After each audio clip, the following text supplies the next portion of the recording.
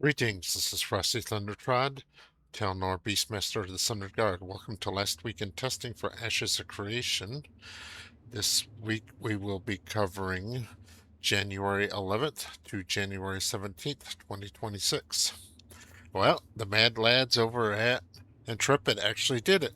I waited a day before I put out my last video hoping the list would come out. Wasn't coming, so I was fairly convinced that they'd back down, but the very next day it did come out. So kudos and much props to Intrepid for holding players to account for bad behavior. Looking through the list, of course, you would, as I expected, just about all the RMT spammers were just random series of letters and numbers, not real names, so not very much use there. But once you get into the list of character names who engaged in duping, exploiting, or other bannable bad behavior on server, then you started running into lists of real character names that are people you might have known and had encountered with. I would suggest that if you've been buying equipment from other players, check this list, make sure none of the people you bought from are on it. That way you don't end up with that way you don't find out that your gear was actually duped and it just suddenly disappears on you as, Intrepid goes through the game and purges the duplicated gear from the game itself. You know, it's still an inconvenience to have to replace it, but a known inconvenience is a lot less inconvenience than a surprise inconvenience. And then as far as patches for this week, a bug was found which the uh, crafting buffs in villages and nodes was too strong, and it was bumping up the quality of crafted gear too much.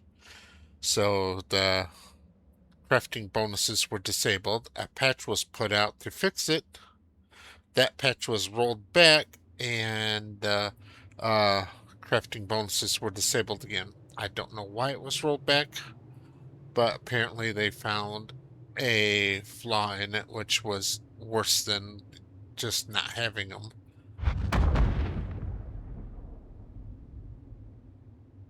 Huh, that's the first time I've seen that. So, let's see what the mayor of New Alea has to say.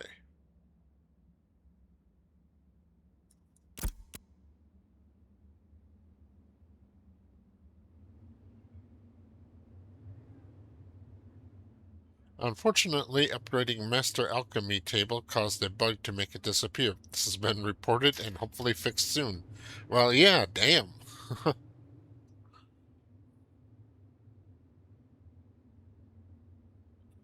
I would say, well, I guess that's a good example of last week in testing.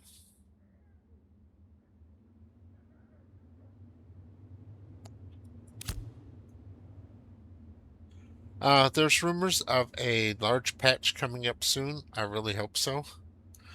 Um, Testing itself has became kind of stagnant. Uh, Intrepid is dealing with serious issues, but the in-game experience hasn't really changed that much. I tagged a couple people in the guild. All but one of them, which was one of the existing members from before we came to Ashes of Creation, just quit. Which I don't blame them. I think I think one of them refunded, another one just decided to join a larger, more active guild. Because, truth be known, I'm not really pushing guild activity much right now because I know everything we do now is going to be wiped. And most of the people I really want to play with, the people I've been playing with for 20 some years, aren't really interested in shelling out, money to test the game. So I'll try to recruit new members here and there. If you're interested, search for Frosty Thundertrod on Discord and you'll probably find me. I am in the Ashes of Creation Discord, so that's probably the easiest way to find me, and then I can give you an invite to the guild. But for the most part, I'm going to just hold off on doing much recruiting until we go live, especially since I'm going with a very niche guild. We're not trying to be a raiding guild. We're not trying to be, a server's first guild. We're trying to be a small role-playing guild with a niche role-play, Telnar, spreading the Telnar faith to uh, all the races who have returned to Vera from Sanctus. So that's it for this week. Thank you very much for watching.